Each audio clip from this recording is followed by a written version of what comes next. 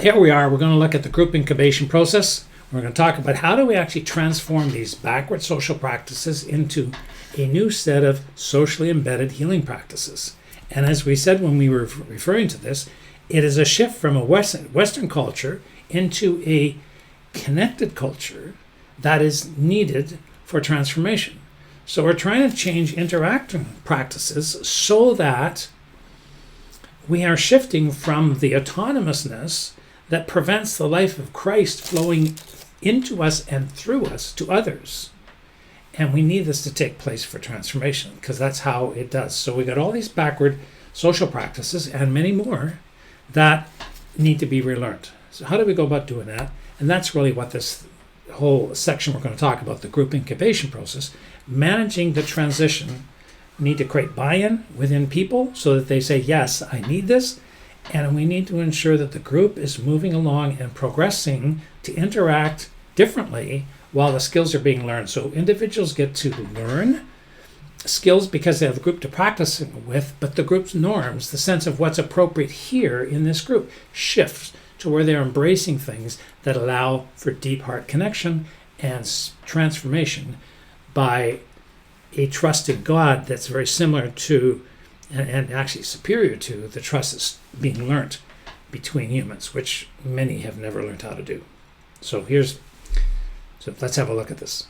So we've got these three dimensions: learning how to connect, developing my personal habits of connecting, and the group creating norms that are welcoming of these personal habits and reinforcing the new behaviors of connecting. If I'm receiving something, it's from members of a group that they're giving, and if I'm giving, the group has to be able to receive. Others, there needs to be, if the quarterback throws the ball, the person who's catching it has to be following the same play and going to where the ball's going, or you don't have an effective play in football. It's similar here. So group incubation events that are designed to facilitate groups to transform, blend through these critical activities, and all three are needed.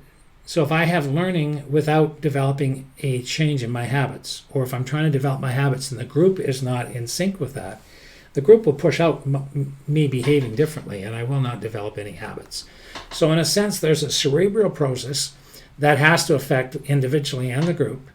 There is the group or the individual that has to experience at an experiential level, develop the habit and become good at it in a place that welcomes it and is safe to do that. And the group has an experiential process of becoming, this becomes normal for us. I've seen too many things where all the individuals in a group said something was important. You put them together and they said it wasn't.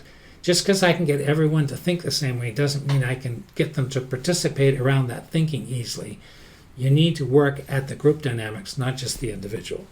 And so what you need is this common cerebral understanding that becomes a common experiential in the group, and in that context individuals develop the habits over time so that these group dynamics are able to be effective. So they're interdependent, the personal habits and the group norms. The norms don't happen without personal habits changing, and personal habits changing don't happen without the group welcoming them and recognizing that they're important. And there's a whole process to that. So this process of transformation is enabled by what I refer to as an incubation process, which is really a community of skilled facilitators that are facilitating interactions and reinforcing the beauty of interacting by a different set of norms. So from my experience is we really have strong hope that groups can be different and that there is a way of leading them to transform based on a set of principles that we found just are different than platform preaching. So we have these norms, and what I'd like to say is there are many. I've got more here. What I'd like to illustrate is they interplay between each other. So if we have my sense of emptiness and sadness in life, the normal is avoid it, fill it with something. Go watch a movie, go drink, go get drunk. Don't feel sad about yourself. Let's entertainment, crack a joke, whatever the case may be. What if we actually were able as a group to awaken our thirst for what really matters. These deep longings need to be awakened and shared so that together we can long for God to touch us at the deeper parts of our hearts. When I need solutions in my life, when things aren't going right, I just going to fix it all by myself. I don't really want anyone to know. This would be a bad path. Or if I need solutions in my life, to have a community that's willing to help me. And I'm learning to trust God and others to bring strength, to bring goodness into my life, to bring solutions into my life. So I'm not trying to function autonomously, self-independent, self-reliant, producing everything through my own effort without help. A big difference between the two groups. Our capacity mindset, which is the way I think about myself in terms of my capabilities, is a lot of times people think, well, I am what I am, I've got what I've got, that's all I've got, so all I can do is things that work for my current capability. Well, in a group that's trying to transform, you're going to have to do it with capabilities that haven't been developed yet. So if I view them as fixed, that's a big roadblock, and many people do that. So you've got to do some things to shift the capacity mindset that says we can grow together. These are all skills we can learn, and to make it as low level of threat as possible for people to try new things. The healing of hurts. The way we approach hurts, a lot of times we just want justice. I need to get, that person needs to pay. Versus forgiveness and reconciliation. Group dynamics aren't very good in justice seeking and demanding of somebody pay for their failures. Forgiveness needs to be the heartbeat of the community, and so for it to be warm and caring. The sense of grace. We have a sense, if God's given us grace, and what it triggers in many people is a sense of debt. I need to work hard and repay God for all the good he has done for me. Well, Scripture says God has freely given. That creates a bad group.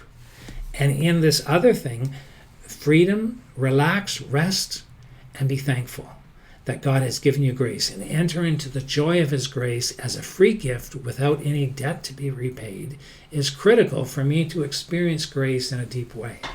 Communities need to reinforce this and help each other walk in a sense of grace and goodness and drawing on grace from God without a sense of debt. Forgiveness. We talk about forgiveness before as being needed. Well, the way we do it really matters too. Forgiveness, we can just sweep over the hurt and forgive the person because we got to keep a forgiven environment. Where forgiveness involves deep mourning often.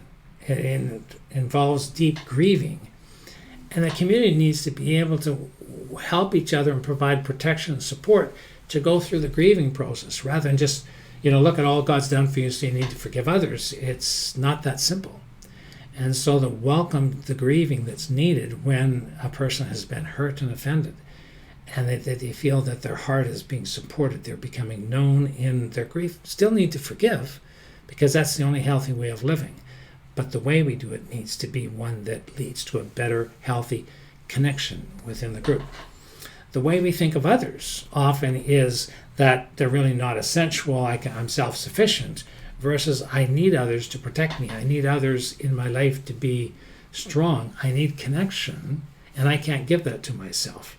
There's a real sense of need on the healing path. The backwards path tends to be a self-sufficiency one. And if I think that way, what we come along and instead of viewing community as just a nice add-on, I start to realize that it's essential for vitality. I need others I connect with. I need to connect well with others. I need to be known. And finally, it's involved, it's complex, and it takes time. You need to have patience for this.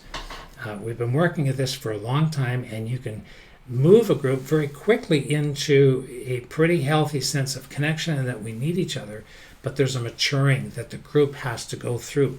And I would suggest that it takes leadership and it takes guidance and it takes not a lot of theory, but a lot of coaching and guideline on practices and the practicing of a better way of relating so that heart connection to take place.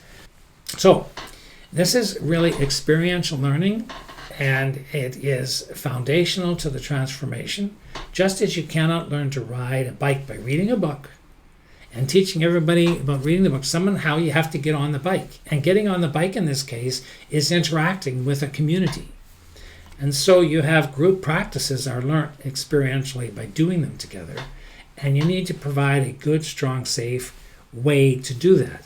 So the next topic we're going to talk about is integrating group healing practices. And in this topic, the emphasis is we're not just teaching these individual healing practices. They relate to each other. They integrate. And achieving integration so that people start to understand the interplay between these parts are very, very important.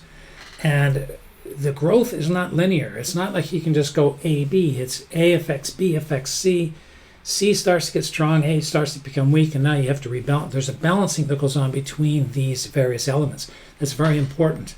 And so you will find that sometimes when someone grows in an area, they feel like they're going backwards. And what this illustrates is there is a very critical shepherding part of this, coaching someone to apply this to their lives, being aware of what's going on inside them. And so if their internal lives are private, you're really not going to get to where you need to go, because there's a lot of personal frustration that I'm not getting this. And we'll illustrate this to you in a minute, but it's really, really quite critical.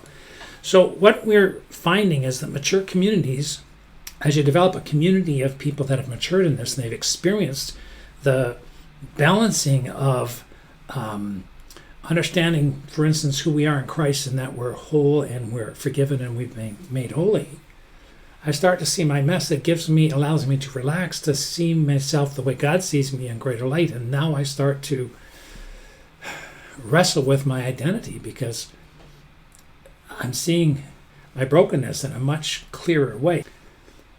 And what we're seeing is that the more mature individuals provide relational protection for the less experienced. And this becomes a very important dynamic. So you need to be, if you're going to develop a group, to be a high heart connection group. There is leadership needed amongst the members around many of these balancing activities. So these are the types of things that go on, and it is the shepherding process that it requires in order to pull this together. I want to show you how we do this and how these things interplay and why the group process really allows us to teach and to learn this. So I hope you'll join us on the next video. It's going to be a very interesting conversation about how these things work, things that many people have never thought about in terms of the discipling process and the group formation process. Come back.